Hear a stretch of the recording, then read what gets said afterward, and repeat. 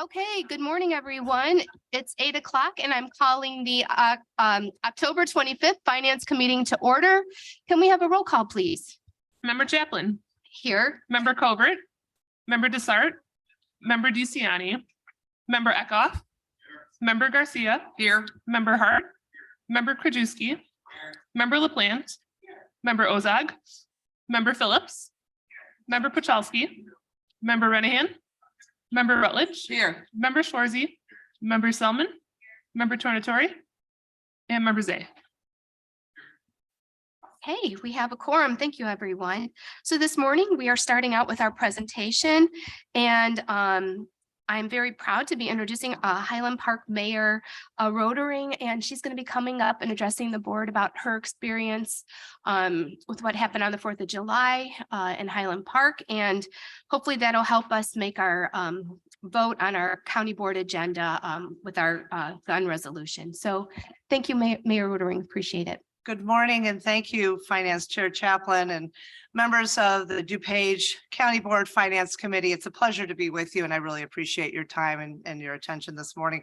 Thanks for inviting me to discuss what happened in Highland Park on the 4th of July and how we can all work together to stop gun violence in our communities. So as you heard, my name's Nancy Rodering. I'm the mayor of Highland Park, and while my town is in Lake County, we know that a single city, a single county can't protect its residents from a mass shooting because none of us are islands within the state, within the country. But if we can make it that much harder for someone intent on committing a community killing spree to obtain a weapon with the impact and speed of the one that was used in my community, we've all taken a step in the right direction. The Highland Park 4th of July parade is a beloved tradition. Like so many American cities and towns, we truly celebrate our patriotism and our hometown pride. And while we were absolutely thrilled to host this event once again, especially after missing the last few due to the pandemic, our joy was shattered pretty quickly by one young man shooting 83 rounds in under a minute from a legally obtained weapon designed to devastate as many human bodies as quickly as possible. So for the last 4 months, we've individually and collectively experienced unbelievable grief. We read about mass shootings, but until it arrives in your front yard, the magnitude of devastation that we know from the U.S. Department of Justice will last for years, if not decades, is truly incomprehensible. To be honest, to me, it still doesn't even feel real, but I ask you to join me as we remember and honor the 7 individuals whose lives were lost on that day, taken too soon, and join me as well as we keep all of those who were injured, over 4 dozen. Many who are still trying to recover physically from these devastating and complex wounds, and their families in our thoughts.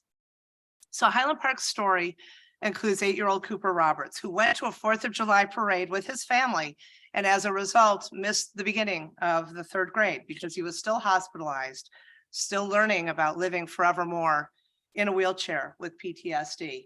And he said that on his first day back to school just a few weeks ago, quote, "If I hadn't been shot, if I hadn't been paralyzed, if I hadn't been in a wheelchair, it would have been the perfect first day of school."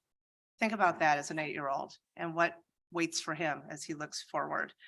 Our story includes 2-year-old Aiden McCarthy, still asking for his mom and dad who died shielding their only child during a family outing to celebrate freedom and independence. Our story includes the Toledo family, all 17 of them, who directly experienced what happened to their grandfather's head when it was hit by high velocity gunshot. As we well know, this uniquely American problem has resulted in a long list of communities that have shared this trauma. And with frustrating regularity, as recently as yesterday, shooters using assault weapons and large capacity magazines wreak terror, agony, and carnage throughout our nation in major cities, in suburban towns, and in rural areas. Shooters strike churches, movie theaters, concerts, grocery stores, parks, schools, Main Street.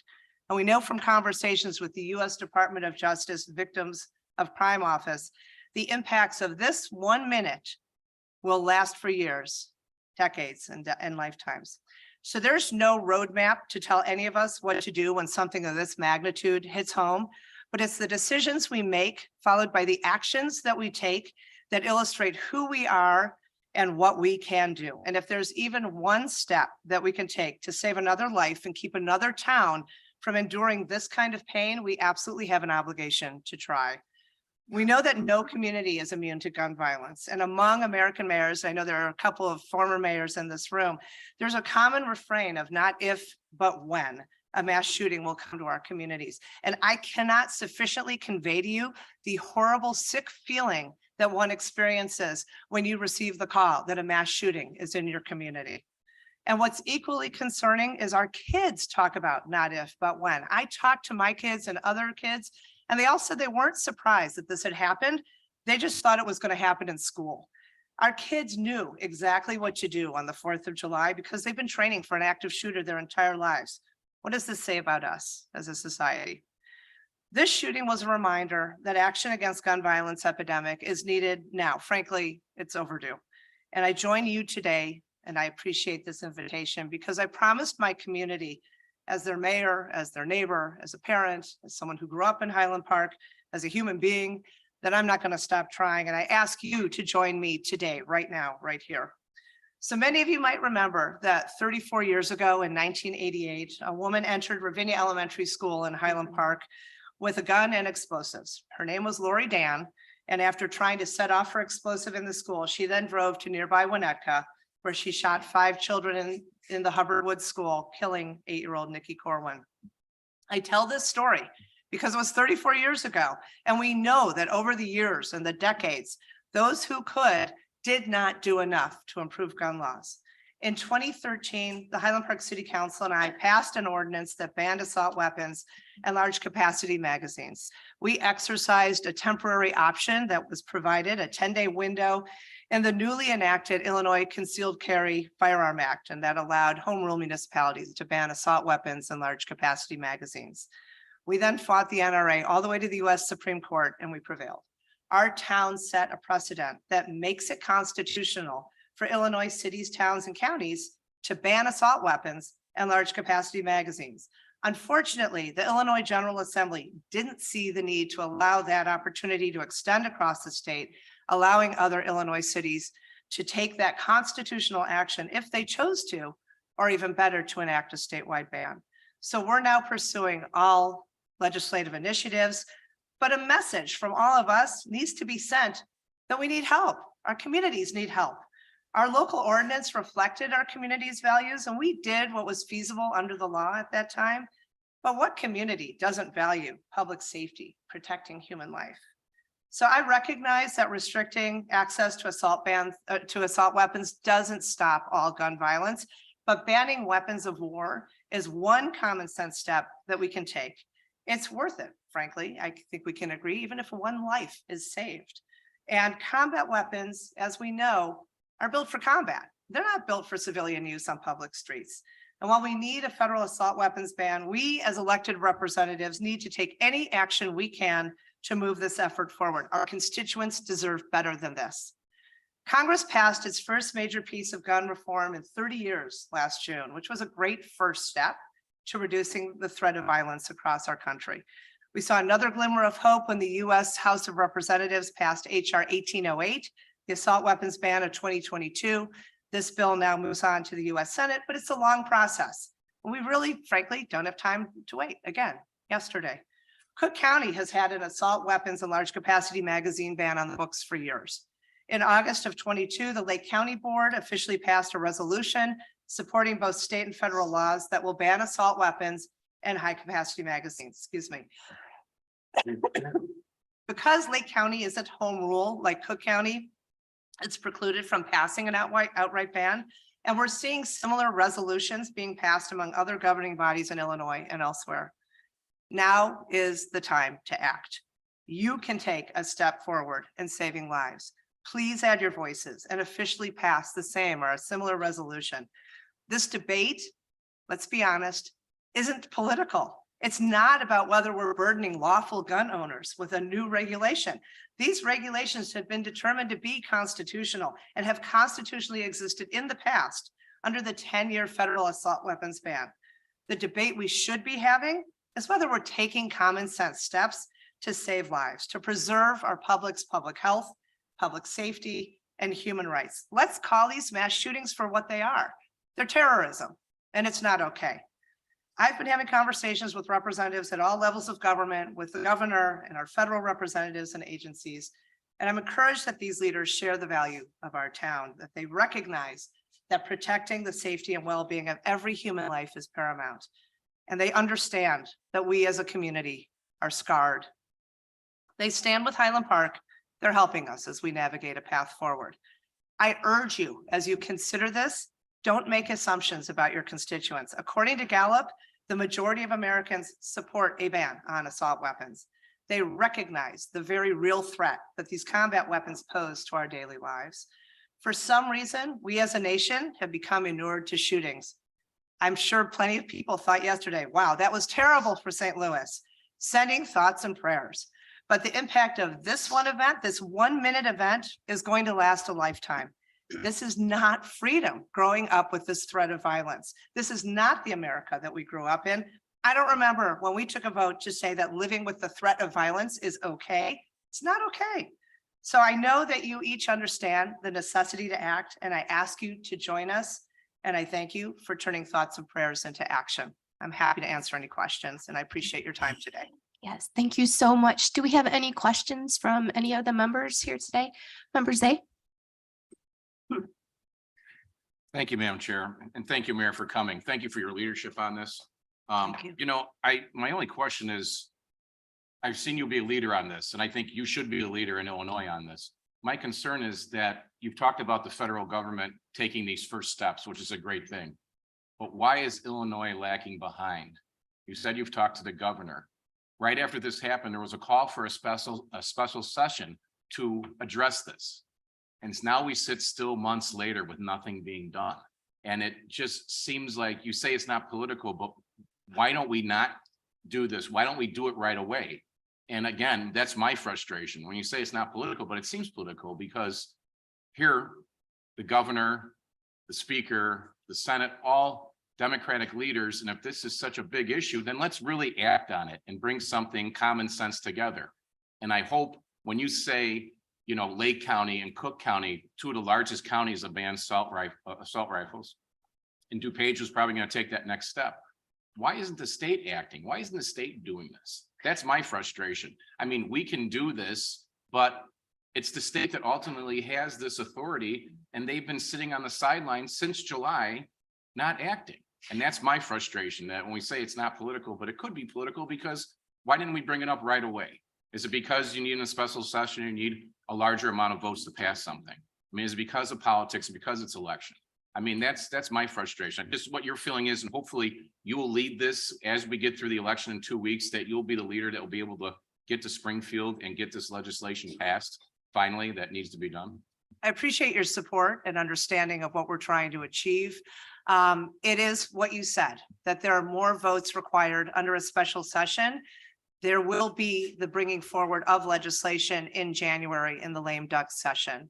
And to that end, I ask for you to give those legislators the very real support that they need, because there are folks on two sides of the aisle, some of whom are saying, well, this is a political issue. I've had those conversations with my fellow mayors who are across the political spectrum, who absolutely live in fear that this kind of violence and this kind of devastation will come to their community because we don't know who's next.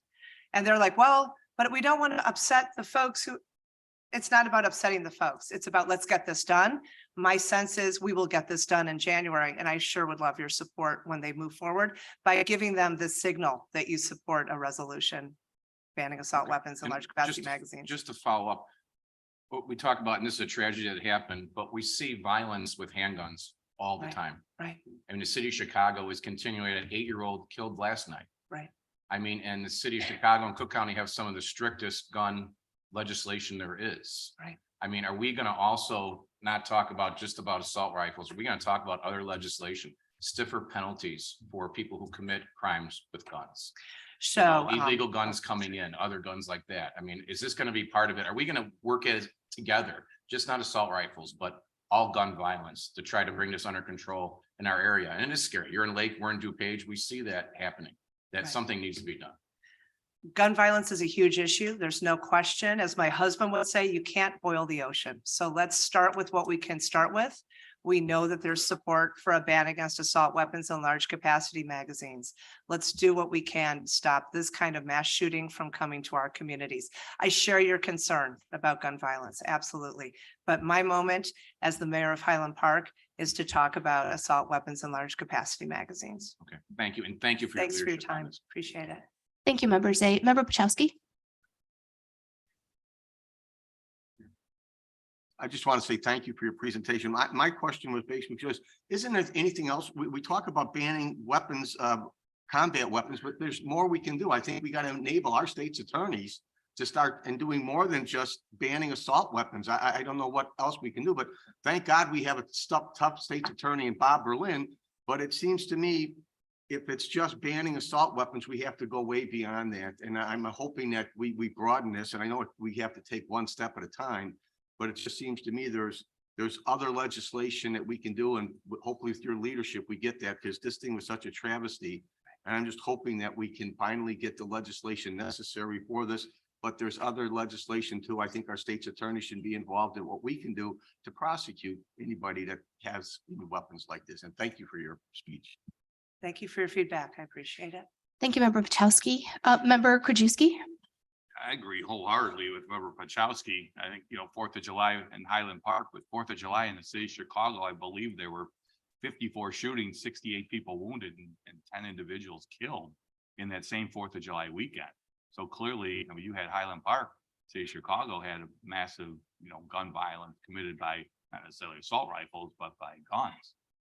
And we've seen it in our community here in DuPage. If you see the amount of carjackings with, criminals using guns multiple times. In fact, I think I saw yesterday what was the one in Downers Grove where it was carjacked the pregnant lady, got 40 years in prison. At least we have a tough state's attorney here. But these people that have these guns illegally, whether it's assault rifles or ghost guns or any type of guns, we need to stop the bad people from having these. They shouldn't be able to get them, and there should be very, very stiff penalties.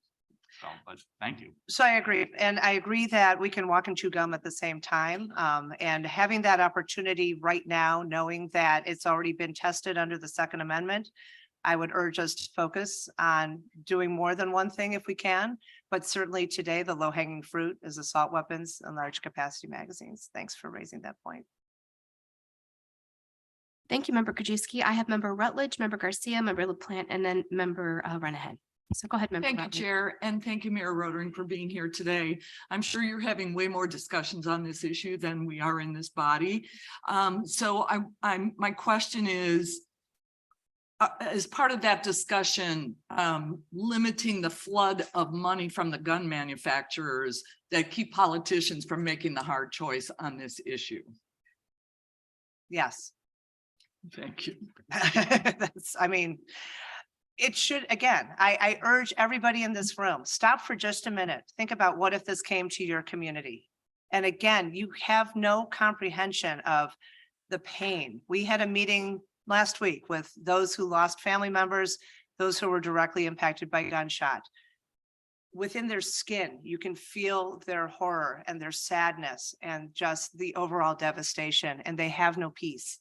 This is almost 4 months after this event. And for so many people, they hear about, oh, that happened. Well, that's horrible. They don't realize that for months afterwards, for years afterwards, for lifetimes afterwards, these people are feeling this loss and this agony and this fear, this terror. Think about that in your own community and your ability to stop that from happening. Yes, gun violence is a horrible issue. People should not be living in terror. We have issues with crime. We need to address all of this. Let's move forward. Let's not say, oh, it's not a perfect legislation. We're going to throw the baby out with the bathwater. Join me in dealing with this one opportunity that we know we can take action on today. Thank you. Thank you, Member Rutledge. Member Garcia. And thank you so much, Mayor, for coming here today. It's a sad reason that you need to be here, quite honestly. And, I'm a little shocked that we're still, I'm not shocked because I think this is the way to go. I love what you just said about, you can't boil the ocean in one thing. So I think that's true. And I think what we're talking about with this legislative resolution is basically also, trying to make safe storage, which is an issue. Right. And the FOIA card process, the assault weapons, of course, ban the high capacity of magazines, so what we're doing here today is not just one thing. We are doing multiple things to try to get them to try to stop this one thing, because what a high capacity assault weapons do is they're able to hurt so many people in such a small amount of time. And I realize that Chicago's having their own issues, which people have talked about, but I think they are trying to work on that. That's a systematic thing that's going on in that neighborhood, and this is something that can come to a neighborhood and in a moment's time can really ruin so many lives in a community. Correct. Right. So I thank you for your leadership on this. I will be voting yes on this when it comes to the county board. Because I think we do have to start doing something yesterday, quite honestly. Thank you. So thank you so much. Thank you for your work on this. And I do want to urge you, a couple of things that you said, I want to share in response. You talked about the use of assault weapons and the immediate and swift devastation. In our case, Judge Easterbrook, who is a very well-regarded member of the bench at the Seventh Circuit, very conservative, literally said, this is why these weapons are chosen by mass shooters, because they are so devastating and so quick. In our situation, 83 shots in under a minute. You can't respond sufficiently to that. Police vests are pierced by these bullets. Their helmets are pierced by these bullets. We had police on site within 30 seconds, and they couldn't figure out where the shooter was shooting from. People right there thought he was down the street that way, and then it was over. You can't respond quickly enough in this situation. I do want to urge this body to take consideration into the addition of the word possession in what you're looking at. I know you've had a long conversation about this, and Sally and manufacturer ban is what you are considering. Cook County talks about possession. Lake County talks about possession. Cities all around this region have talked about banning possession. I urge you to add that back into what you're talking about at the county board level. Thank you. Thank you, Member Garcia. Member LaPlante? Thank you, Chair. Thank you so much, Mayor, for being here today. I want to make sure to acknowledge your grace and your grit in dealing with this abomination. I understand the trauma that your community will be living with, that you will be living with. This, no one gets out of this unscathed, whether or not the bullet touched them. Exactly. The first responders are traumatized. Absolutely. The hospital staff, the medical staff, everyone, neighbors, teachers, classmates. This is, let's talk about a contagion, right? A pandemic. This is a pandemic of violence. This is, the trauma is contagious. It is not limited. And I think that's something that everyone needs to understand. I would also like to really thank Lake County for their leadership and their swift action, specifically the Lake County Board. They led the way, and we are, imitating what they have done. Thank you. And I hope others imitate us. I hope this is a different contagion that can spread, that one of action. To our legislators, it's time to take action. We're tired of this. We're tired of watching. We're tired of waiting. We are not a legislative body, as you know, but this is what we can do. It's basically just sending a message. I wish we had more power, and the people who do have the power, the legislators, need to take that power that they've been given and use it. But again, thank you, Mayor. I am just absolutely honored to know you and to watch every interview that you gave. Our hearts were with you, and they always will be. Thank you. Thank you. And you raised a couple of good points that I'd like to share with this group that I didn't touch on. There's a group at the U.S. Department of Justice, the Office of Victims of Crime, who come to a community in the aftermath of a mass shooting, and they work through so many of these complex decisions that need to be made. One of the critical points that they shared with us was, in the aftermath of a mass shooting, invariably, a community will then experience an uptick in crime. an uptick in suicide attempts, an uptick in addiction, an uptick in domestic violence. These are very real ripple effects that then follow the horror of dealing with that mass shooting. Our trauma center is a level 2. It's not a level 1. You can only imagine the agony that those folks were feeling as bodies were being rushed in. And I saw pictures. There were those, it was very clear there was no saving some of those folks based on these complex and horrible injuries that these weapons bring. We had 1,200 people a day coming to our Victims Recovery Center seeking trauma counseling day after day after day. Thousands of stories are out there. I am still walking through my central business district, helping people re-enter our local economy because they're afraid to go back because it's too much to even be on site. These are costs that people don't talk about, but they're also part of the equation that people need to think about. Thanks. Thank you. Thank you, Member LaPlante. Member Renahan. Thank you, Madam Chair. And thank you, Mayor Rotering, for being here. I really appreciate your leadership on this. I think the cost of the expertise that you have is something none of us here in this room want to have. So thank you for that. Just want to talk about the distinction between ownership and possession. And if you could just hit on that one more time, because it is something we did talk about internally. And, if you could just hit on that a little bit more as to why we might need possession versus just purchase. Possession is access. And if somebody has a moment and they decide that they want to wreak this kind of havoc on a community, it's easy enough. It's a simple answer to say sale and manufacture. If you're not selling them in your community, it doesn't really impact you. Manufacture, most of us don't have this business in our community.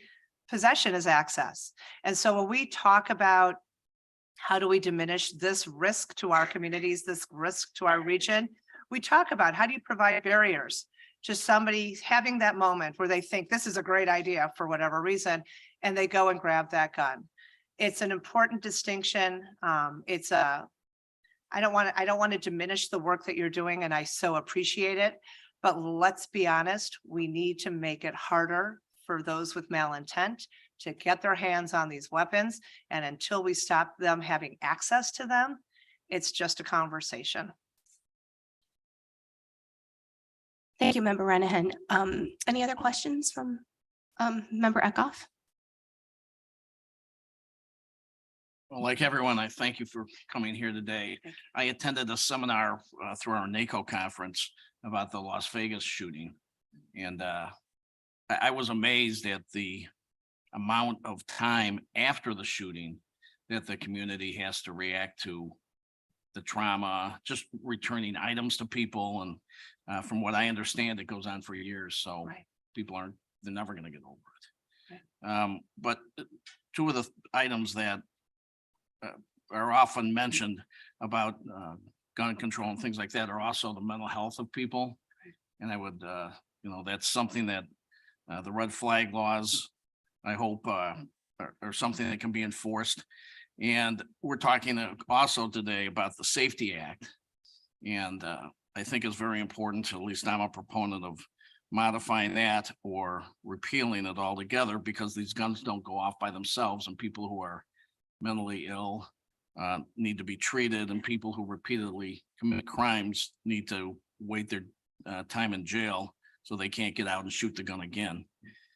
We haven't had a long discussion on the subject that you're talking about here today, and the resolution that we've been given doesn't have a whole lot of backup information. So I tried to do some research myself, because you mentioned the 10-year ban from 1994 to 2004.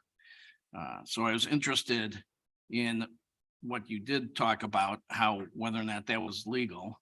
And it's my understanding that the Second Amendment wasn't really used to challenge that. It was more of a challenge through the Commerce Clause. So I would be interested if you or our state's attorney at some point, not today, because I haven't asked him to opine on this, but if what the effect of a Second Amendment challenge to this type of a ban would bring. There were actually several, and none of them were successful. Okay. I'll share that with you. I just haven't seen them talked about in the research that I did. I just saw Commerce Clause. The other thing was I tried to find studies that have been done both relatively early after the ban and even done last year that showed the effectiveness of the ban. And to be honest with you, I can't find anything. Everybody says that the studies are inconclusive, that they're problematic. And I didn't know if there was any literature that you could point me to that indicated that this type of a ban is in fact effective. The in Giffords bringing Group that- has a wonderful study that Giffords, Giffords, as in Gabby Giffords, has a study that showed that mass shootings dropped by approximately 70% during the 10 years of this ban. Okay, because I pulled the RAND. Happy to share that link with you. Yep, that would be great, because I've got the RAND study that indicated that it wasn't, and that boggled my mind, because like you said, seems like it's common sense. I sit around and talk to people about it, but I'd like to be able to hand them something that says, this is what it does, because otherwise we're spinning our wheels and we're not really addressing the problem. So I can would put you in touch appreciate- also with an expert who works with the RAND group. She testified with me in front of the United States Senate Committee on the Judiciary, former military. She now is a consultant with them, and she can provide you all kinds of data and information. Okay. That was her sole purpose for talking to the Committee on the Judiciary. Okay, that would be great, because the RAND study that I looked at was from 2020, so relatively recent. So That was in maybe July she of wasn't this there year. then. Great. All right, thank you. Appreciate it. Thank you so much. And you mentioned two great things, specifically the mental health piece. We all agree. And in the Safer Communities Act that was passed in June, there are significant resources for increasing the need for increasing mental health resources, as well as dealing with and providing resources to improve red flag laws. I'll posit the following, and that is, we know, unfortunately, that mental health issues are a global issue. The one differentiating factor is in the United States, folks working through those issues have access to these weapons. This weapon was legally obtained. That says to me, these laws need to be changed. If somebody can legally obtain this kind of weapon and bring it to this kind of a situation, we have a problem with our laws. But I appreciate your time today. Thank you. I was just gonna add, it seems to me that the people who use these assault weapons are more of mental illness situation, whereas the gun control that in Chicago with revolvers is more gang related. So it seems like there's two different sets of people committing violent acts with guns. And like you said, focusing maybe more on the mentally ill would be more effective regarding the assault weapon ban. Complex issue. A lot of sports folks that I've spoken to have said to me, it's time for me to get rid of this. The hunters in the group, the folks who like to do target shooting have said to me, having this in my possession, having this accessible to somebody, if somebody breaks in and steals it and then commits this crime, it's harder to stash these under the front seat of your car, but the large capacity magazines are used in gang violence as well. Hence, possession, sale, manufacture, all would address a lot of these issues. Thanks. Appreciate your time. Thank you, Member Eckhoff. And I want to thank Member Renahan also for introducing me and you together. So, and, helping bring Mayor Ruddering in, because it was very important. I really appreciate you coming in today. I just like to make a couple comments from what I've heard and my own thoughts on this. First of all, I'm really pleased to hear the majority of this body talk about all types of gun safety legislation. Any death that is committed by gun violence, to me, is a tragedy, whether it's a person in the city of Chicago, whether it's somebody in a mass shooting. I mean, these are all serious issues we have. We know that there is a huge acceptance of a gun culture in this country. And personally, I would love to see, my husband's a gun owner. I'm not thrilled with it. We keep safe storage and, they're locked up and they're safe. But honestly, there is this culture, and if we can make a first step by banning assault weapons, that's a huge first step. And then what we need to do as elected officials is go out in our community and talk about the other issues. Moms Demand Action is a great group. The Giffords, the Brady gun legislation group. These are great organizations that we can work with to spread information on how to safely store a gun so that it doesn't get in the wrong hands. There's a fine balance between the rights of gun owners and the right, I don't think it should be a balance, and the right to be safe.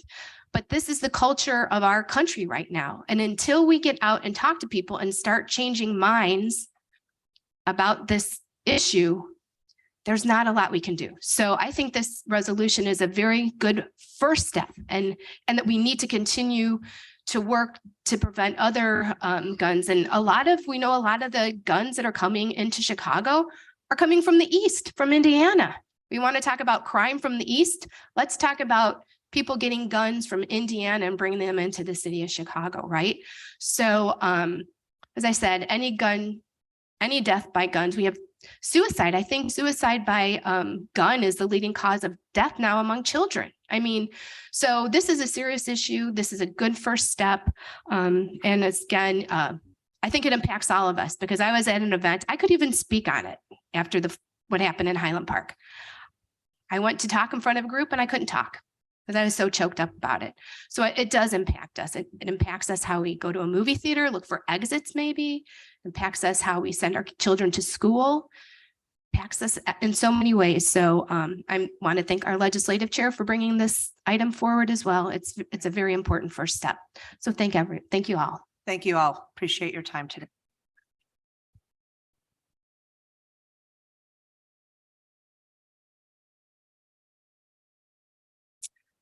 Okay, thank you. I believe we have member Ozog that has joined us via Zoom, and I know she is not feeling well today.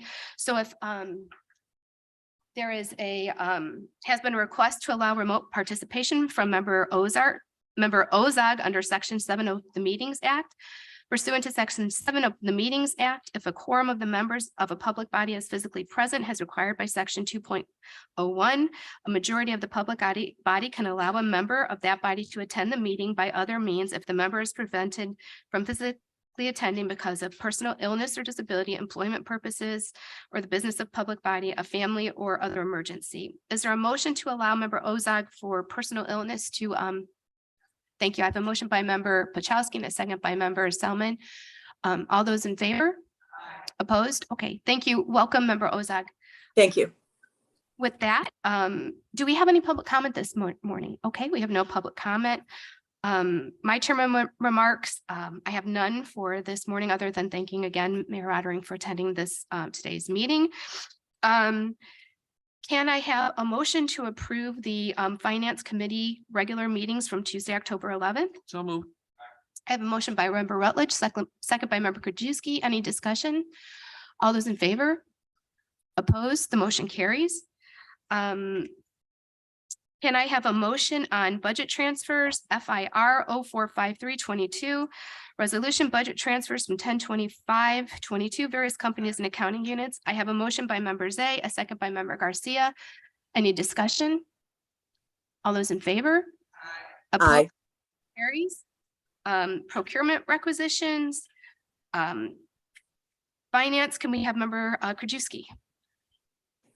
Thank you, Madam Chair. I move on 2022-90 recommendation for approval of contract purchase order to Wex Health Inc. for flexible spending account services.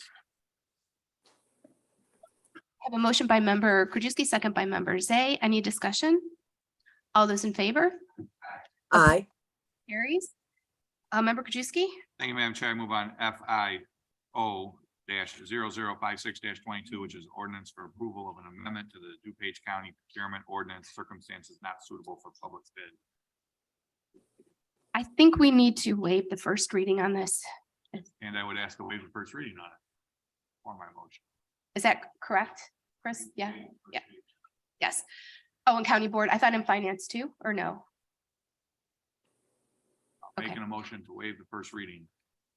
Okay, motion by member Krajewski, second by member Selman to waive the first reading. All in favor? Aye. Opposed? Please continue, member Krajewski. Now I will move to approve the amendment to the DuPage County procurement ordinance. Motion by member Krajewski, second by member Selman. I have member Zay and member Garcia. Member Zay, go ahead, please. Thank you, Madam Chair. You know, can we get an explanation on this? I'm not as happy. I saw the memos, but I think there needs to be some safeguard in there. I think when these do happen, that possibly the chair, the county board chair, and the chairman of that committee should be notified before any purchase is made. I understand the reasoning, but you know, Yeah, we'll have the board should have somebody on the board should have some, you know, Jeff Martinowitz knowledge and of it. Barb Reynolds and Chris Snyder. This will be just like used vehicles. It will go to board. It'll follow the same process that if you were to purchase a used vehicle. It'll start with the department, it'll go to procurement, it'll then go to the committee and then board. It doesn't, it's not like an emergency procurement. It does Okay. not go around board. Well, So I it's- mean, yeah. I think it would be an emergency procurement. I mean, how long are we gonna wait to get a used vehicle after going that quickly? Wouldn't we want to get in it right away, get some kind of confirmation from a committee chair or the county board chair and get that vehicle purchased? Well, we also have a resolution which Chris Snyder can speak to that in terms of the vehicles. So maybe I'll let Chris speak about that resolution. That's not the one you're voting on right now, but I think you could give the history on the vehicles.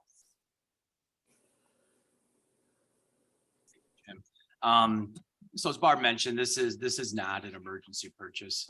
It is something that if you look at what we've done over the last 2 months on the vehicle purchases, back earlier this summer, as part of the budget process, we were asked, recognizing supply chain issues and the disruption they had, to look at potentially purchasing 2 years worth of vehicles. So in August, we brought forward a resolution specific to vehicles, specific to DOT, to advance the purchase of 23 and 24 vehicles. First, utilizing cooperatives. We've had a lot of experience with cooperatives and that the discount pricing and the availability. Subsequently, after that, we then brought something forward that the cooperatives were limited and the makes and models of available vehicles had also changed. So what we brought forward was a specific resolution given authorization that the board granted to the Division of Transportation to pursue vehicles as we always have, right, through the cooperative purchases, but get in line, so to speak, because of the supply chain and the delays were so long. So what this does, how this has evolved is, in spite of all that effort, we identified 65 vehicles for 23 and 24, 51 we've successfully requisitioned. 14 we haven't because they haven't come to market yet. And so we had a pretty good trajectory. And then last week we found out all of our 22 vehicles were canceled. So now we were put in a situation where no cooperatives were available to us anymore. We had a canceled purchase order. It puts us 1 year behind in terms of our vehicle purchases. So talking to the state's attorney's office, we looked at this particular clause and said, under an extreme situation, in this case, supply chain, the limited availability of parts and components and vehicles and the capacity to open up the opportunity to now do potential direct conversations with vendors. We don't have the cooperatives anymore. We've actually started reaching out to vendors for those vehicles, the 22 vehicles, and we're actually getting more competitive pricing than our cooperatives. We also have $200,000 of discount pricing. So the point for bringing it up is emergency isn't going to happen, overnight. To get to this stage, it's taken months and some very unique situation. So I don't see that this clause, this provision in any way takes away any authority from the board. And again, it's not something that's going to happen overnight. It's not an emergency procurement. It's probably going to be something that's going to be talked about at committee, talked about leadership to say, okay, here we're going down this path. We're starting to see this is no longer available to us, this particular item. Today it's vehicles. This was written to be extremely broad because we don't know what the next supply chain, what the next purchase is going to be that's going to affect our ability to get what we need in order to operate county government. Right. I mean, I just agree with you. I mean, we know it's a problem. I just want to make sure we don't have to go through these extra processes where also it's got to go back to committee and we had 2 trucks that, Joe Cotton that we could have got and we messed around and next thing you know, they're gone because somebody else took them. You know what I mean? I just want to make sure you guys have the ability because of the supply chain issues to go and get them and just give somebody a call, shoot an email and say, hey, we requisitioned these 2. The guy said they're going to go fast. We'd like to go ahead and move forward with it, sign the paper and get it going. I mean, that's, I just want to make sure you have the ability to do that. And you're saying it's not an emergency, but it's starting to be, and it could get worse, but and not only for cars, but for computers, for everything else that we're looking for. Right, and on committee agenda, we will have that amendment to the resolutions authorizing DOT in August to do certain things. This will now expand that to, in addition to cooperatives, to reach out to vendors and do a direct sale, if you will, but do our due diligence compared to the cooperatives. Continue to canvass available cooperatives as they become available, but also be able to work with our local vendors or vendors in the area to see what they have available on the lot that can be delivered instantaneously, and that would be the I resolution. mean, if you give us a list, I'm sure Liz and I could get a bargain going. We can go in there and, work some deals out, at least get some free floor mats or something, on there. But So, but okay, as long as you're okay with this, I just want to make sure we're not slowing down the process, that we have the ability to move forward quickly when we really need to, obviously, because supply chain is going to continue to be an Yeah. issue. the cancellation really kind of threw us for a loop. Okay, thank you. Thank you, Member Zay. Member Garcia.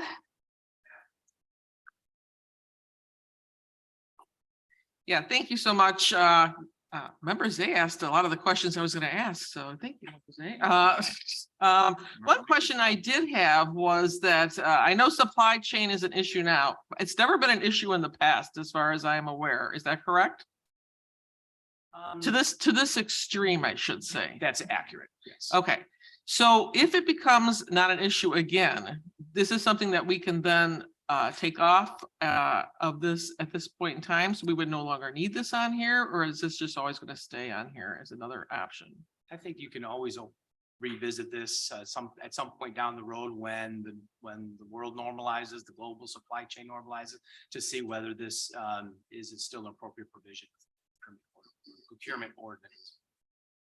Periodically, we make modifications to the entire procurement ordinance. And this is, something that we can revisit, look at down the road if need be. Okay, that's what I wanted to know. Thank you. Thank you, Member Garcia. Member Pachowski. Yeah, I agree. This is not an emergency, but if it's not suitable public bid, what I would like to see is more information in decisional memo other than just one sentence that's not suitable public bidding. And if it's extreme supply chain interruption, just give us more information, because nothing bothers me more than to get a generic one sentence not suitable for bidding. And it's not an emergency. So yes, I think you should give us more findings as to why this is an extreme supply chain interruption, because that's a unique situation. And I'd like you to explain, because a lot of times, in my opinion, board members are not getting enough information explaining why it was done. And if you just explained it a little bit further, it wouldn't be an issue, but I support this wholeheartedly. Thank you, Member Pachowski. Member Renahan. Thank you, Madam Chair, and well said, Member Pachowski, because I have the same concerns in terms of what exactly is an emergency, situation, like what the language within the statute there, the extreme supply chain interruptions. Preferably, I'd like to see that in the statute or in the rule here, so that can define for us, what does that mean? Is that a week? Is that 2 weeks? Is that, my husband works in distribution, and what was extreme supply chain a year ago is no longer the case.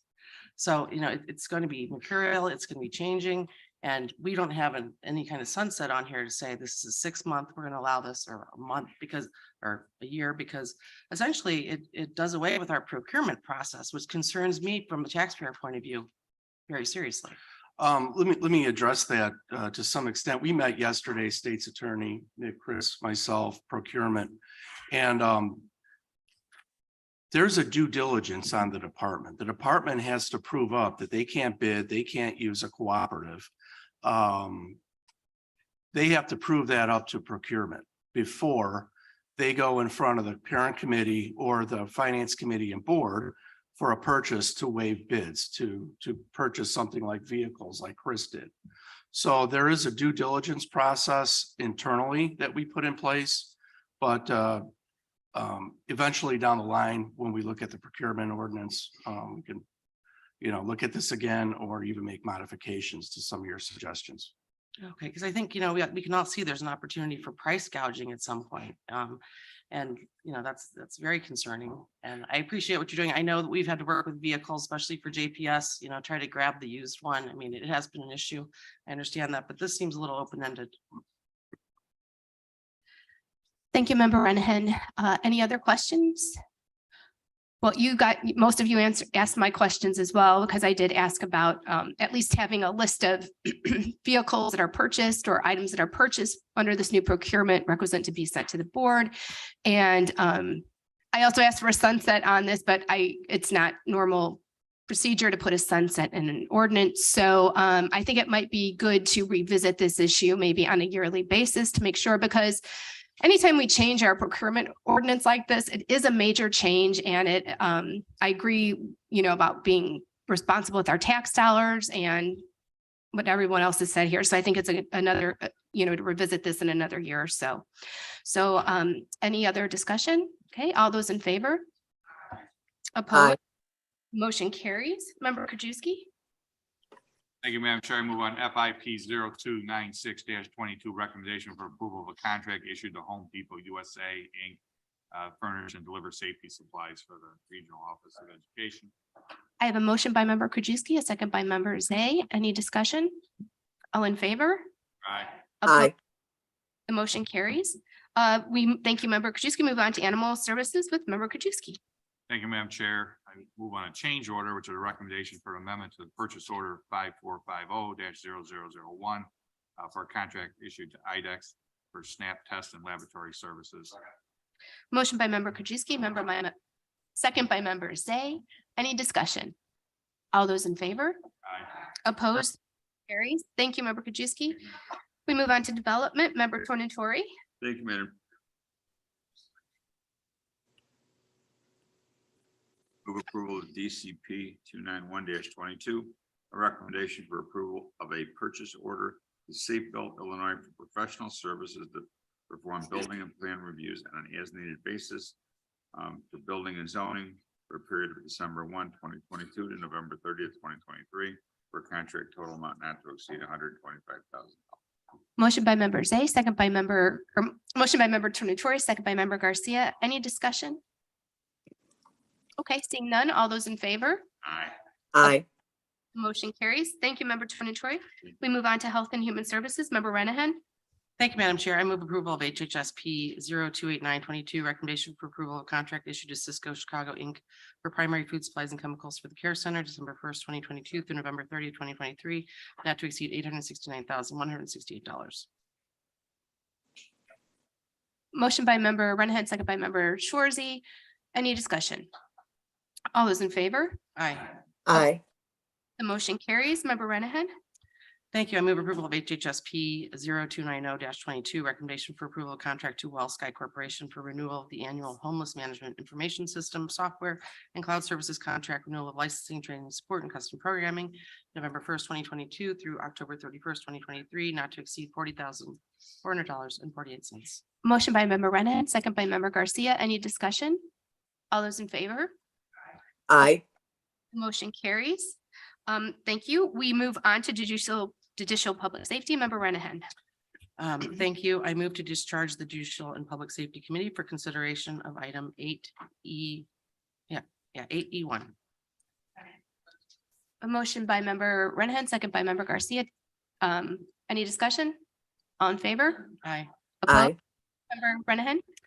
I move approval of JPSP 0295-22, recommendation for approval of contract purchase order to Insight Public Sector for laptops and other computer accessories, October 25th, 2022 through October 24th, 2023, $40,730. This is for the Office of Homeland Security and Emergency Management. Motion by Member Renahan, second by Member Garcia. Any discussion? All in favor? Opposed? The motion carries. Thank you, Member Renahan. We move on to Public Works. Okay, Member Ozog. Thank you, Madam Chair.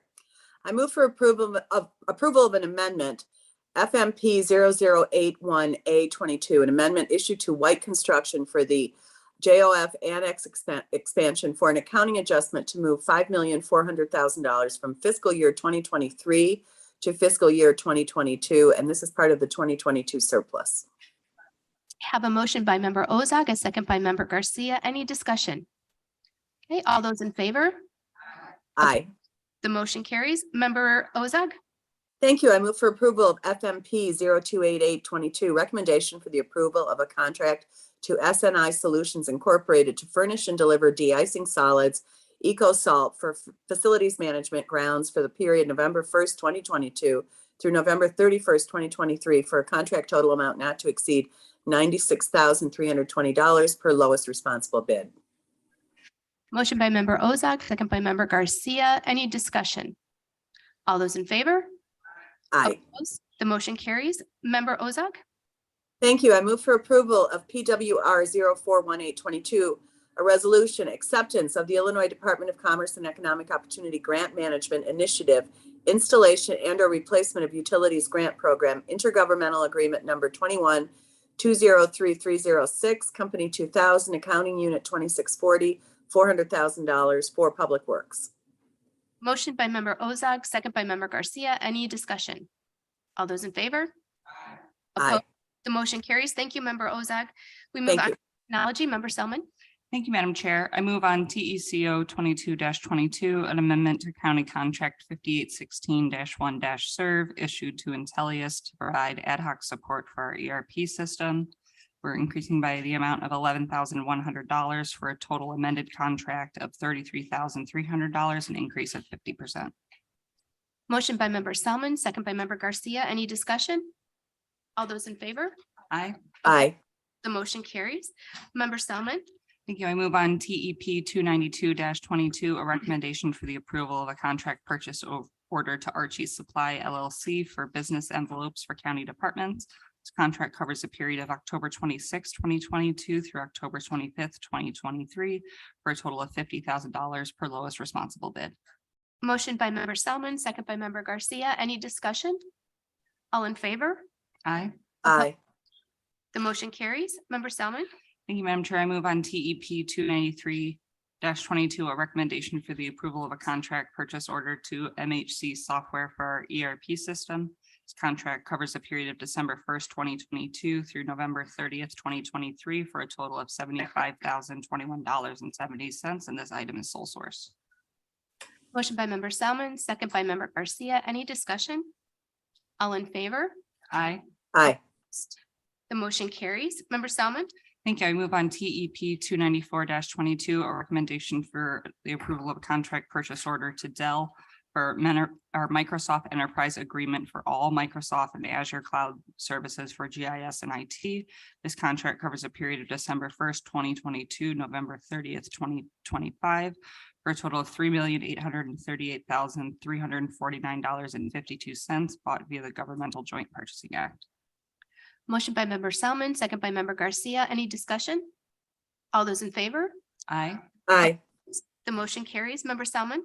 Thank you. Lastly, I move on TER 451-22, a resolution to rescind resolution TEP 268-22 to BDO USA Solutions Provider LLC. This we recently approved.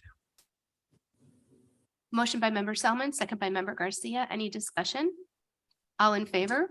Aye. Opposed? Motion carries. Thank you, member Selman. We move on to technology. Member Pachowski? Good morning, Madam Chair. I would move to approve change order, which is an amendment to resolution DTP 0110-19 issued to Alfred Benson Company to provide professional design phase 2 engineering services for improvements at High Lake Road and Sunset Avenue to increase the funding $81,652.97, resulting in amended contract total of $225,942.19, an increase of 56.9%. Motion by member Pachowski, second by member Desart. Any discussion? Member Renahan, go ahead, please.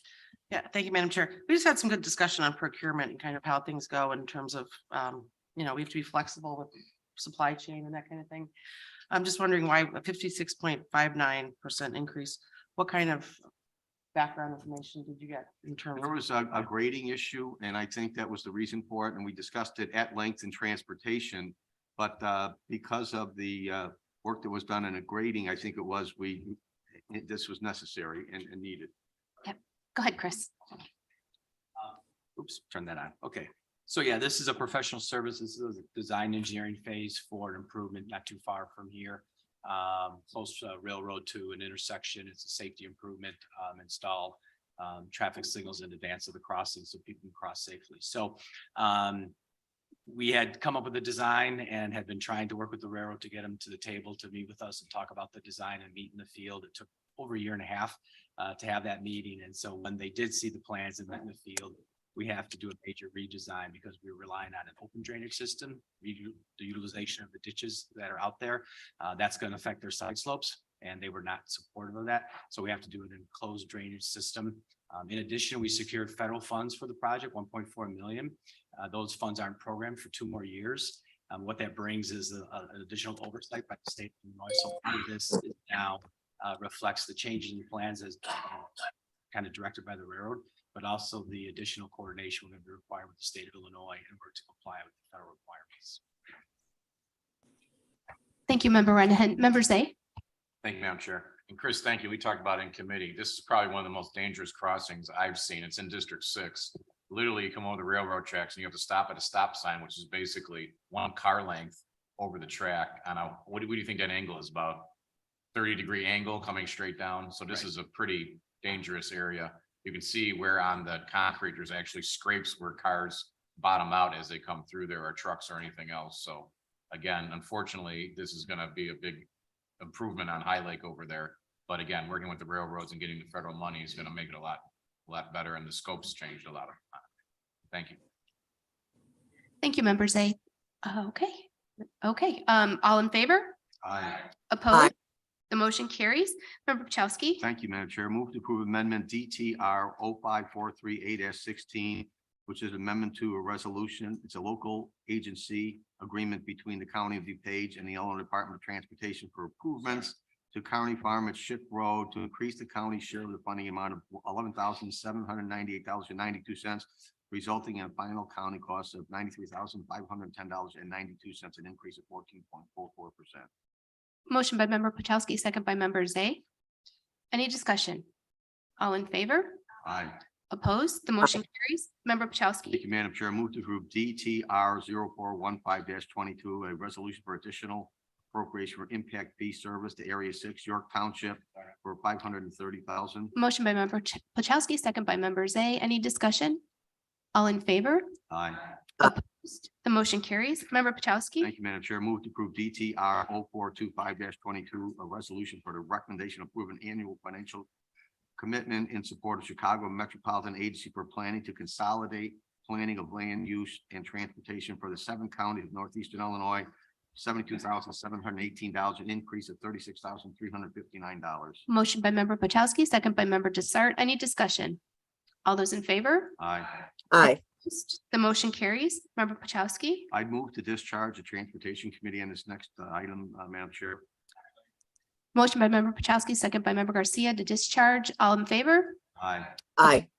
Motion carries. Member Thank you, Pachowski? Madam Chair. Move to approve amendment to DTR 0306B-22, which is amendment to a resolution to authorize the Division of Transportation to process FY 2023 and FY 22 recommended vehicle replacement purchase orders, including canceled FY 22 replacement vehicles per 55 ILCF 5/5/2010-22C and section 2335 of the DuPage County Procurement Ordinance. Motion by Member Pachowski, second by Member Desart. Any discussion? All in favor? Aye. Opposed? The motion carries. All right, Thank you, Member Pachowski. Thank you, Madam Chair. We move on to finance resolutions. Member Krajewski? Thank you, Madam Chair. I move to combine items A, B, C, and D, which are all acceptance and appropriation resolutions. Have a motion to combine items A, B, C, and D under finance by Member Krajewski, second by Member Salmon. All in favor? Aye. Aye. The motion carries. Member Krajewski? Thank you, Madam Chair. I move to approve FIR 0416-22 resolution acceptance appropriation for additional funding to the aging case coordination 70,000. FIR 0419-22 acceptance appropriation of the U.S. Department of Justice Bureau of Justice Assistance for $406,097. FIR 0420-22 acceptance appropriation for sustained traffic enforcement program, $31,225. And last, FIR 0449-22 resolution for acceptance appropriation additional funding for the ILDCFS Children's Advocacy Center grant, $75,000. The motion by Member Krajewski, second by Member Garcia. Any discussion? Favor? Aye. Any opposed? Motion carries. Member Krajewski? Thank you, Madam Chair. I move on FIR 452 resolution appointment of the IMRF authorized agent. Motion by member Krajewski, second by member Garcia. Any discussion? All in favor? Opposed? The motion carries. Member Krajewski? Thank you, Madam Chair. I move to combine items F, G, H, I, J, K, which are all authorization to transfer and appropriate additional surplus from 2022. Motion to combine items F through K by member Krajewski, second by member Selman. All in favor? Aye. Opposed? Motion carries. Member Krajewski? Thank you, Madam Chair. I move to approve FIR 430-22 resolution authorization to transfer and appropriate 250,000 additional funds to the building and zoning fund for the clean and lean program. FIR 431-22 resolution to authorize and transfer and appropriate $2 million in additional funds from the general fund to the local gasoline tax fund for safety projects. FIR 432-22 resolution to authorize and transfer and appropriate $2,997,396 in additional funds to the county infrastructure fund for facilities management building maintenance projects. FIR 433-22 resolution to authorize and transfer and appropriate $5,400,000 additional funds from the general fund to the judicial building improvements. FIR 434-22 resolution to authorize and transfer and appropriate $2.5 million additional funds from the general fund to the tort liability fund. And FIR 435-22 resolution to authorize the transfer and appropriate $3.25 million in additional funds from the general fund to the county infrastructure fund for vehicle replacements. Motion by member Krajewski, second by member Garcia. Any discussion? All in favor? Opposed? The motion carries. We move on to budget resolutions. Member Krajewski. Thank you, Madam Chair. I move on FIO 0057-22. It's ordinance DuPage County 2022 tax levies for fiscal year 2023. Motion by member Krajewski, second by member Garcia. Any discussion? All in favor? Opposed? The motion carries. Member Krajewski. Thank you, Madam Chair. I move on FIO 0058-22, ordinance County of DuPage Century Hill Lighting Fund 2022 tax levy for fiscal year 2023. Motion by member Krajewski, second by member Garcia. Any discussion? All in favor? Opposed? The motion carries. Member Krajewski. Thank you, Madam Chair. I move on FIO 0059-22, which is ordinance, the annual appropriation ordinance for the County of DuPage. Motion by member Krajewski, second by member Garcia. Any discussion? All in favor? Opposed? The motion carries. Member Krajewski. Thank you, Madam Chair. I move on FIO 0066-20-22 ordinance, annual appropriation ordinance for police records management systems operation fund. Motion by member Krajewski, second by member Garcia. Any discussion? All in favor? Opposed? The motion carries. Member Krajewski. Thank you, Madam Chair. I move on FIR 0450-22. It's a resolution authorized to transfer funds to the taxable general obligation bonds for 2010A and 2010B debt service fund company. Motion by member Krajewski, second by member Zay. Any discussion? All in favor? Aye. Opposed? The motion carries. Member Krajewski. Thank you, Madam Chair. I move on FIR 0437-22, which is a resolution of abatement of the 2022 tax levy for general obligation refunding bonds, $1,467,856. Motion by member Krajewski, second by member Zay. Any discussion? All those in favor? Aye. Opposed? The motion carries. Member Krajewski. Thank you, Madam Chair. I move on FIR 0438-22, which is a resolution for appropriation for the limited tax general obligation refunding bond series 2016 debt service fund, $3,619,875. Motion by member Krajewski, second by member Zay. Any discussion? All those in favor? Aye. Opposed? The motion carries. Member Krajewski. Thank you, Madam Chair. I move on FIR 0439-22, resolution for the appropriation of the general obligation debt certificates series 2017 debt service fund, $688,891. A motion by member Krajewski, second by member Garcia. Any discussion? All those in favor? Opposed? Motion carries. Member Krajewski. Madam Chair, I move on FIR 0440-22, resolution for the appropriation for the general obligation limited tax certificates of indebtedness series 2009 for the to the debt service fund for $147,188. Motion by member Krajewski, second by member Garcia. Any discussion? All those in favor? Opposed, motion carries. Member Kajewski.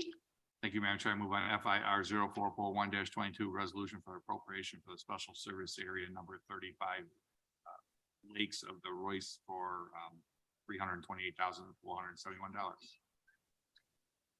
Motion by member Krajewski, second by member Garcia. Any discussion? All in favor? Aye. Opposed? The motion carries. Member Krajewski. Thank you, Madam Chair. I move on FIR 0442 22, resolution for the appropriation for special service area number 37, Yorktown or York Center, $95,000. Motion by member Krajewski, second by member Garcia. Any discussion? All those in favor? Aye. Opposed? The motion carries. Member Krajewski. Thank you, Madam Chair. I move to combine items 12, 13, 14, 15, and 16, which are all authorization to transfer funds resolutions. Motion to combine items 12 through 16 by member Krajewski, second by member Selman. All in favor? Aye. Motion carries. Member Krajewski. Thank you, Madam Chair. I move to approve FIR 0443 22, resolution authorized to transfer funds from the general fund to the tort liability fund, 1 million, not to exceed 1,100,000. FIR 0444 22, resolution authorized transfer funds from the general fund to the building and zoning fund up to but not to exceed 467,500. FIR 0445 22, resolution authorized to transfer funds from the general fund to the DuPage Care Center Fund up to but not to exceed $4,629,704. Resolution FIR 0446 22, authorized to transfer funds from the general fund to the Stormwater Management Fund up to but not to exceed $3,384,000. FIR 0447 22, resolution authorized to transfer funds from the general fund to the County Infrastructure Fund up to but not to exceed $13,572,323. Motion by member Krajewski, second by member Garcia. Any discussion? All those in favor? Aye. Aye. The motion carries. Member Krajewski. Thank you, Madam Chair. I move on FIR 0448 22, resolution to approval of the fiscal year 2023 head count. Motion by member Krajewski, second by member Garcia. Any discussion? All in favor? Aye.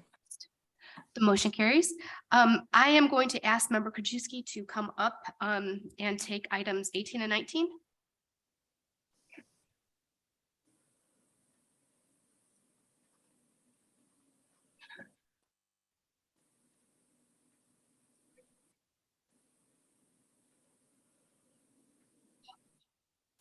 Chaplain leaving the room.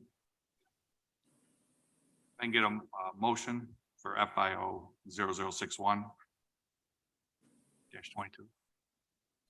No, that's a motion by member Rutledge. Thank you. Second. Any discussion? All in favor, say aye. Aye.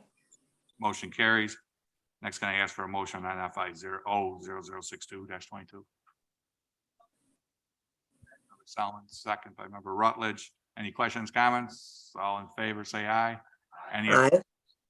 motion carries. I move on to number 20.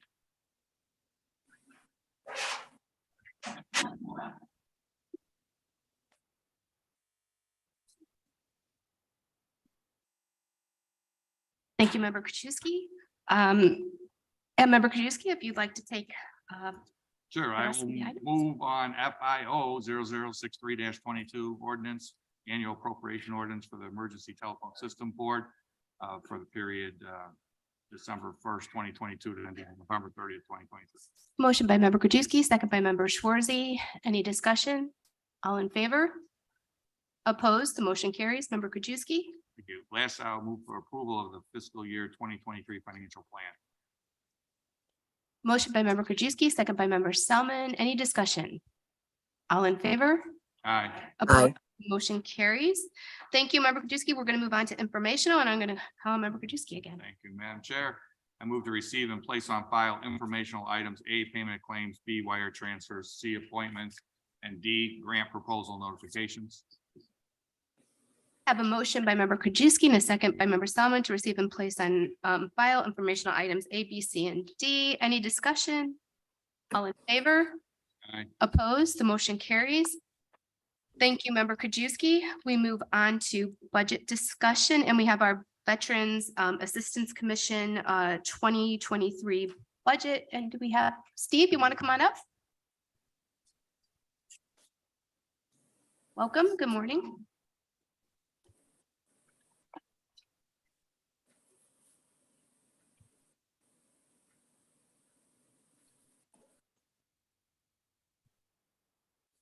Thank you, everybody, for letting me give a presentation and everything like this. Where is? Okay, Michelle. Okay, our mission, can you hear me okay? Our mission is to provide temporary emergency financial assistance to veterans and their families and to file the VA claims, take them to appeals if necessary. And also, I guess I need to add, we now are required to file public aid, both state and county level. I'll talk a little bit about that again. We filed the Illinois Military Veterans Assistance Act, and we have an intergovernmental agreement. That Military Assistance Act is state law. Okay, it's not federal or anything like that. It's a state law. We're currently under the county general fund. We receive no other funding except for the Illinois Department of Veterans Affairs when we get a dental grant about every 4 years. And that just goes to veterans for dental issues, hearing, and vision. Otherwise, we don't have any grant funded positions. Everything we get is directly from the county and everything like that. And that is our current positions. We just hired, we got authorized to hire a fourth person, the Veteran Service Officer. We just hired him last week. He's still going through the in-processing or the vetting of HR. He's accepted the offer and he's going through the HR process right now. He should be on maybe in a week or two. All right, Michelle. Okay, the Military Veterans Assistance Act was updated in April. The governor signed the new act last April. It's effective January 1st. A couple of the big changes are we are now required to file the federal VA claims and take them to appeals and to provide public aid, state and general assistance. Both of those have been a debate through all the VACs throughout the county. Yes, you should, you know, you shouldn't, should you or should you not? Now it's spelled out that we will do it and everything like that. Additional adjustments, we might be going under a tax levy 2024 or something, and I know that's what the board will decide, but I'm just saying that's part of adjustment and everything. Where we're going to work with finance to share an accountant that we work in. She'll probably be upstairs with finance and half the time with us and half the time with finance. And we would be administrating public aid such as general assistance. And we're going to hire a temporary general assistance case manager on a case-by-case basis. I don't have enough work for that person to do full time. In working with the general assistants in the townships throughout the county, right now there are no veterans under general assistance anyway. So I'm going to hire somebody just when we need that person to do it. Okay, that's our current budget 442, and this is our budget request and our justification. The salary part of the justification is a salary increase, maintain and keep employees with competitive salaries, stay on par with other VACs also. We hired the fourth person. Part of the increase of that will be increased costs with the salary, but also going to schools. He has to maintain his accreditation. So it'll be school registration, transportation, hotel per diem. Some of that stuff has gone up. And also with the mileage and everything. Hiring the general assistance case manager temporarily. Again, working with finance. And we're becoming a new entity. All right, a new entity, we'll be paying our own bills. If you drop down to the bottom two lines, we will be paying added direct costs. We pay property insurance now, rental of machinery like our photocopy machine, postage and software and licensing and some of the other stuff.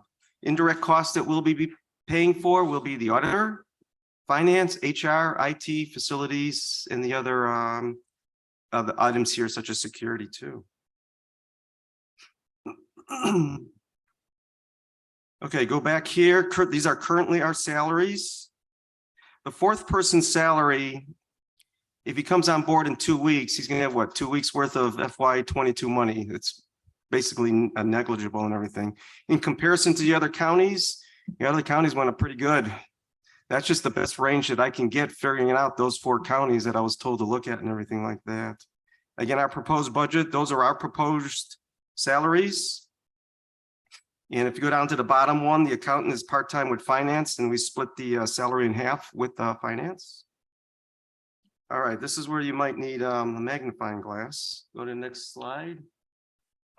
but you should have a copy of it in front of you. Now, did you want me to, Madam?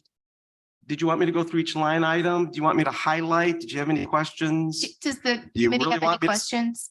Want me to go through each line item or, yeah, that's fine with me It's, too. it's in our packet. I think we could. Yeah. Well, we made them small on purpose, so we wouldn't want to do it. No, that's kidding. But, Yeah, I don't think it's necessary to go through line item by line item. I think we all have the information. we can- Okay, I sent it out on Friday, I think it was, and you had time to look at it and everything. Any questions though on any specific line item? Member Pachowski, go ahead. Oh, your microphone, please. I'm sorry. Are we getting veterans notice that there's a change of the law on the first, and how much is this gonna, how many cases do you think you're gonna have with this VA claims and VA appeal and public aid processing? We're gonna get more claims, so he's gonna get accredited at the next time I can get him accredited to file claims is the January class. Right now, we get 5, 6, 7 phone calls a week for claims right now.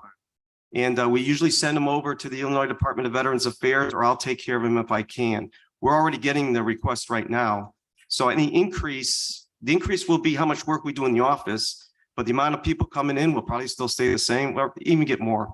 I've already put out an announcement through my veteran contacts network that changes are coming, and January 1st, I'll be doing that again and putting the word out and everything. I think it's a good idea. Thank you for sending that notice out, because I think veterans need to be aware of what's available to them. So thank you. We send it out, and I'm going to send it out to you guys, and you send it out to your contacts. We try to hit all DuPage County, as best as we can with events and everything like that. Any other questions? Okay, seeing none. Thank you so much for. One more. Oh, you have one more slide? Hold on. Okay.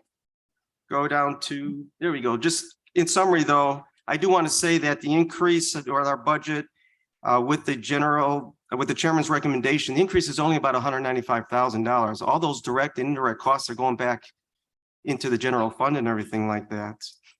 There are some increases with salaries and some budgets and with the new employees and everything like that. But, historically, we've requested a pretty fair budget each year, and we've maintained our budget as best as we can for the past couple of years. And we've done well justifying and executing it. But due to the updated MVAA and being competitive and everything like that, we feel that this budget is just and fair, and it's what we need to do to support the veterans and their families here in DuPage County. And I have to give out a lot of big thank yous. I know this isn't the Academy Awards, but big thank you to Finance with Jennifer and her group. Big collaboration with Finance and everybody. The auditors with Bill White and Evelyn have been working tremendously. Cheryl, putting together the special meetings that have been, county board members have gone to some special meetings, and our board meetings, like Member Desart and Renahan and Chaplin and Schwarzy, and I hope I didn't miss anybody, but I think I got that right. State's Attorney Lisa Smith and Nicholas Alfonso have been invaluable. And last and absolutely not least is Nick for coming in right in the beginning and explaining what's going to happen with Joan too and everything like that. So a big collaboration with Finance and everybody here. I don't know how many other VACs work this well with the board. As you probably know, there's multiple lawsuits, multiple fighting going on with just 2 or 3 of them. But I appreciate everybody's support with all the departments and everybody. Yes, All right. thank you, Steve. I have Member Schwartz, then Member Desart. Go ahead, Member Schwarzy. Steve, I just want to thank you for your hard work. I know that we've talked in the past about you doing more with your committee with less, having 3 full-time staff for so long when Lake County had 9, Kendall Kane had 6, and we have 40,000 veterans plus all the spouses. So right. Thank you for your hard work, and I'm in support of your budget. All right, thank you. Member Desart. Thank you, Steve, for your work and your presentation. I just have a quick question. Is your new veteran services officer, are they a veteran? Wait, say that again. I'm sorry. Your new hire, your veteran services officer, is that person a veteran? He's a Marine, but we accepted him anyway. Thank you. Yeah, so he's in with the Marine Corps. He's still in the active Marine Corps Reserves right now. Yeah, he is. We were looking for a veteran, and we picked him up and everything. Yes, thank you. Yes, and thanks. And Steve, I like to kind of piggyback off what you said, because when we saw the legislation, it was jarring at first. So Cheryl put together some meetings and all our staff, finance, Nick, county board members, we really worked quickly to sort through that legislation and get this done. So Yeah, we did. kudos to I everybody. again, think I it's gonna be a appreciate all the great- help and everything. Yeah, thank you so much. Okay, anybody have anything under old business?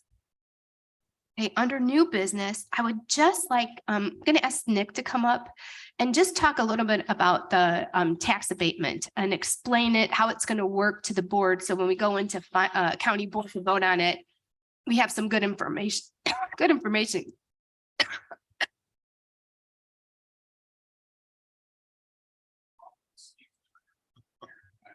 Do we have our machine on back there? We do have our machine, so we should be safe. So on county board today, there's a $5 million abatement that was brought forward by members A and 5 other members for consideration. And I actually talked to Chair Chaplin last night, and obviously her main concern was, will this have a long lasting impact on PTEL?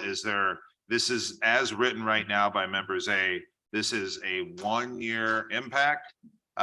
It's how how it would work is the board will pass the levy, the tax levy, the full tax levy, and then this will be taken off of that tax levy. It will have one impact, and that is for 2023, which would be tax year 2022. So it would effectively reduce taxes paid by the residents of DuPage by $5 million for 1 year. So it will not have a widespread impact.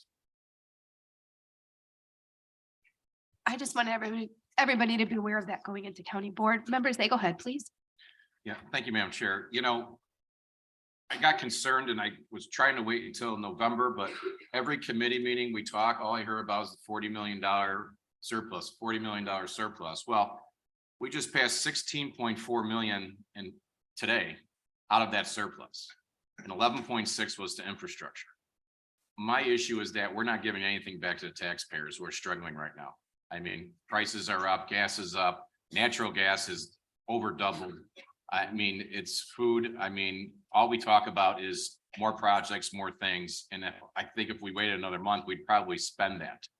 I mean, like I said, 11.6 for infrastructure. We need to get some of this money back to the residents. And that's why we brought it forward. And I think it's just a one-time hit. It's to help people now. We got a $40 million surplus. Some of that money should go back to our taxpayers. Simple. So any questions? Thank you, members. I have member Rutledge and member Renahan. Go ahead, member Rutledge. Thanks, Chair. So if we debate this back to the taxpayers, what does that mean for a typical property owner? So this is not, I mean, what we did is obviously upon getting the writing, we verified how this would be carried out. This is not going to be little mini checks to every single resident. This will simply be a reduction of a tax bill. It's a very easy implementation process, and obviously it depends on the value of the property, but the average taxpayer will receive between $11 to $15 reduction because of this in 2022 tax bill.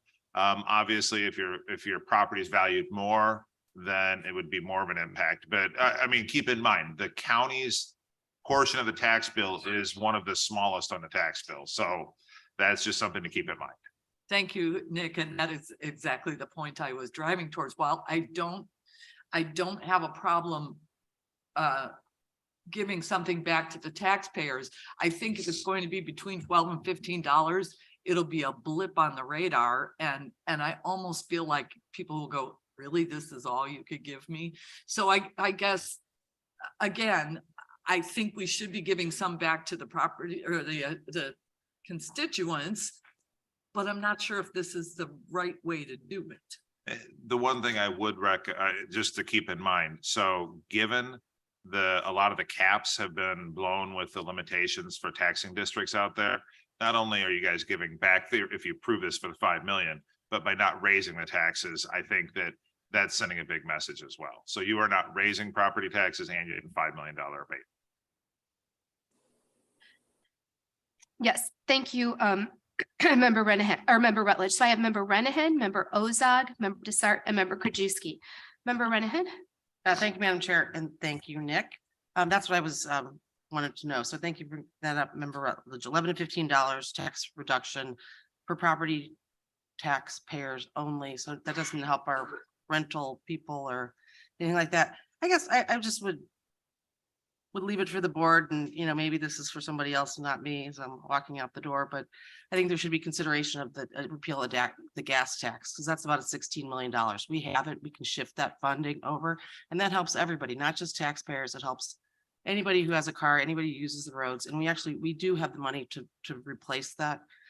So I just, let's think a little bit bigger, maybe. Thank you, member Renahan. Member Ozog?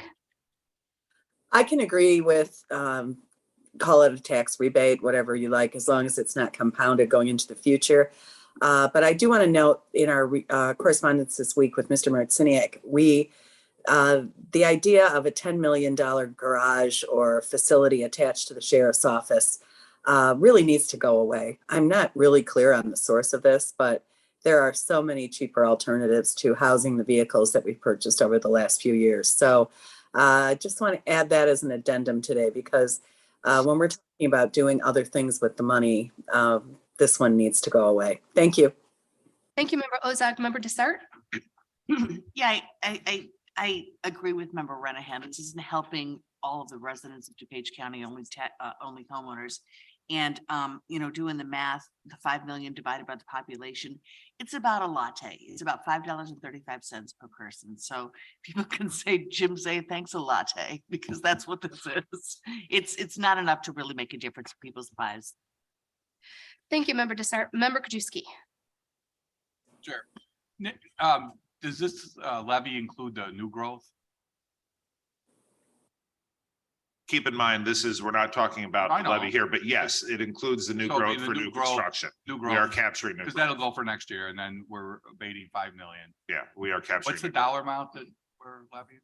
For All overall? 71? 70.2 million. Okay. So roughly 8% we're giving back. But I think we need to look at it in a more broader sense and, leading by example. So we've gone in the history, I've been here, except for, I think last year, or 2 years ago, and I didn't vote for it, but we voted to keep that 71 million, or before it was 60 some million, flat for 10 or 12 years. I mean, we have not raised it at all. And we see all the other taxing entities, whether it's home rule communities or school districts, going, home rule communities above the cap, the CPI, and now it's going to be capped at 5%. We're going to see them all going up to 5%. And I think if you look back at the audit report, and maybe you can get that to us, we would be, if we would just do it, all these other communities do in DuPage County, school districts, et cetera, we would be at $450+ million right now on our property taxes if we just did what everybody else did and continue to go up to the cap. And we're at 71 million. So I think if maybe you can provide that information to us, because I think that's what we got to show, is how we've been over history.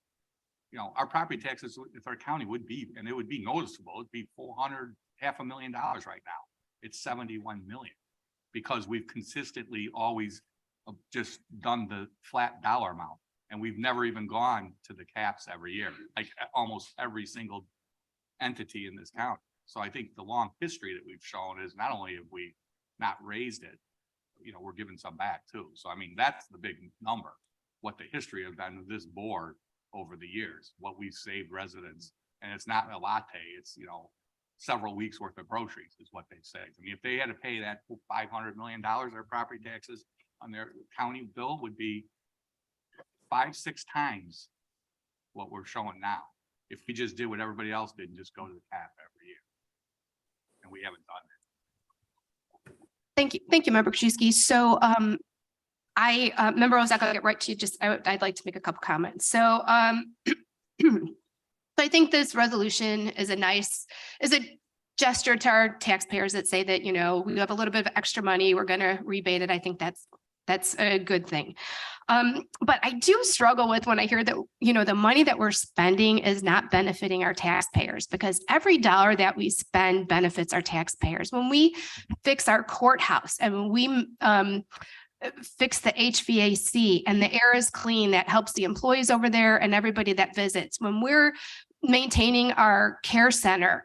That enhances the lives of the people that live there and our employees. When we maintain this building, these are properties that are owned by our people. So maintaining them is very important. And, I just was sitting in a community service block grant meeting last week, and all of the money that goes directly to residents from community block grant and from the CDC committee, we are helping our residents, and everything that we do, maintaining the roads, buying a vehicle, all of that benefits our taxpayers. So, everything that we do benefits our taxpayers. So I just don't like that narrative. And, too, and I know you guys, we've done a great job at keeping our property tax flat. But, one thing that this county has done that other counties haven't done is we haven't been using our RTA tax money for transportation. And that has allowed us to leave our levy flat. And we are finally starting to move that money slowly over to transportation. But all the other counties use that money for transportation. So yes, we've maintained a flat tax rate, but we haven't been putting our RTA tax money over to transportation either. So, and that was a decision that this board made. Now, like I said, we're finally starting to move a little bit over the transportation. But if we didn't use that, we might be in a position like other counties to have to raise our property tax levy a little bit. But I'm really proud of the board, proud of the work that this committee's done. We just passed a good budget out of finance today. And that budget was the work of this committee and the work of our department heads and the work of our committees. A really, really good budget that I think we all should be proud of. So Mary, Member Ozog, did you have any other comments you wanted to make? I did. It was on the Glenbard School Board, as you all know, from 2011 to 2018. And I want to point out when we talk about all the others were raising their levy. I was on the board maybe 2-3 years after the financial crisis of 2008. And at some point, I believe one year we approved a levy increase of 1.7%. And realistically, especially since public boards are employers, we have to deal with increased, in particular, healthcare tax or healthcare expenses every year because we're employers. So when we praise ourselves about this, the other thing I want to point out as well, since I've been on this board in the last 4 years, we have replaced a very elderly property tax system for the treasurer's office. We have purchased body cameras for the sheriff's office, and we've bought new voting machines. So we've been doing a lot of spending that, in my opinion, were things that we decided not to purchase because the levy wasn't raised. You can argue that point, et cetera. But I think we've been spending the money that we have responsibly and conservatively. But I think I'm going to have to disagree with this because I think it's really a gesture as opposed to something that we could probably do $5 million worth of assisted housing. There's just a lot of projects I think we could do with this money that may benefit one group in particular, as opposed to $7 or $10 across the board or per property taxpayer. Thank you. Thank you, Member Ozog. Any other, Member Zay, go ahead, please. Yeah, thank you. Maybe I'm just getting older. Now I'm confused because the chairman of the committee said that we do so much with what we have. And now another member of the committee says we can do more. So what is it? Do you want to do more or do we already do enough? We received hundreds of millions of dollars in federal funding. We took our reserves from 65 million to over 100 million. We continue to build stuff and that's fine. But you know what? I don't know how many people actually use the courthouse and that's fine, but I know nobody in my family uses it. I don't know what it is. I know that because I've checked on my kids. But again, are we gonna it's a gesture at 7%. I mean, you want to do more? I mean, again, another member said, well, we can do other things with that $10 million. Well, other things, again, now we're talking about doing other things. I've talked about paying down debt, about paying off pension responsibilities. It's just gone, it's disappeared. And this is the reason why we're bringing it forward because we're just hearing, oh, we can spend that money and do elsewhere. I mean, Member Krajewski had to fight to get $5 million for food pantries because, we assumed that it was being done and it wasn't being taken care of. Luckily, our townships came to us and said, we need more money. We need to help these people. So again, it's not a gesture, it's something, and we are leading by example, just like we want to lead by example on other issues that are on the agenda. I guess it's okay on those issues to lead by example, but lowering or giving money back to the property taxpayers of DuPage County is just a different issue. So we'll see what happens at the county board meeting. Yes, member Pachowski, member Krajewski, that member Ozog. You know, I was on a school board as well, and I know what we've done, but it seems to me we're the first one that's using the word abate, and I think that's a plus here because we don't have to do this. And I know $5 million is a lot of money, but when you set it out, it might not be, but it maybe it gets other taxing bodies to look at their budgets and maybe they can abate as well. But I think it's a good first start. I don't think it's a gesture. I think we're leading by doing this. So I think the taxpayers appreciate any relief. And this is something that I hope other taxing bodies will look at and follow our lead. Thank you, member Pachowski. Member Krajewski, did you want to? No, you weren't seeking recognition. Okay, member Ozog then? No, thank you. Okay. Oh, member Dessert? Yeah, I mean, we're not giving this to taxpayers, we're giving this to homeowners. And I think that I like Member Zay's idea of this, but the execution of this is only giving, $10 to homeowners. Let's figure out a way, have a special meeting, have a special call, Member Zay, and figure out a way to help all of our taxpayers, all of our residents of DuPage County, not just homeowners. Thank you, member Dessert. Member Renahan? Yeah, I'm just gonna have to beg to differ in terms of how we use the court system. Every time we prosecute someone, right? Every time somebody comes in for a traffic ticket or domestic violence or any litany of issues, you know what? We all are beneficiaries of the court system. So we may not be the ones standing in front of the judge, but we're all beneficiary of it. Right. Yes. And like I said, these are public buildings. These are the people's buildings. And it's our obligation to maintain those buildings. Not only for the people that use them, but for the employees in those buildings. We want to keep them safe and, have nice work environments for people. So again, I think, I think this board, I think the committee's worked well together. I think we have a lot to be proud of. I just think we're doing good work. So any other discussions under old business? But I appreciate discussing this now because it saves up a little bit of time at county board as well. Member Garcia, new business, go ahead. Yeah, thank you, Chair Chaplin. I just wanted to put out to the finance department and to the board here that I'm hoping soon a plan will be coming forth for the central receiving center. Oh, yes. The central receiving center is something that's coming from the DuPage County Health Department where people are, we're talking about people who have been dealing with mental health issues. We talked about that earlier when the Mayor Rotering was here.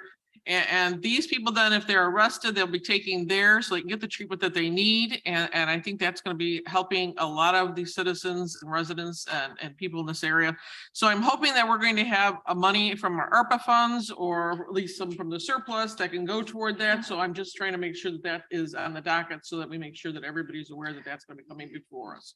So just kind of putting that out there. So thank you. Yeah, I think what is the process with that central receiving intake? How are we dealing with that? Thank you, Nick. You are correct. It's a health department driven project. We've been talking with Karen Ayala and her staff over there. And I know they're working with member Tornatori as well, obviously on Board of Health. And once the program is kind of developed and they have a request, then it will be in front of this body for consideration. So I know they're working on it and getting details worked out. Sure. Welcome, Jason. Thank you. A couple of weeks ago, we did actually have a meeting with the health department. There is a subgroup currently working on this with some individuals. We are working on that. And as soon as we have an update, we'll give that to you. Great. Thank you so much. Thank you for bringing that up, Member Garcia. Anything else under old business today? Okay, seeing none. We do have executive session. So can I have a motion to go into executive session for, what are we going in for? Review of executive session minutes pursuant to, oh, right here it is.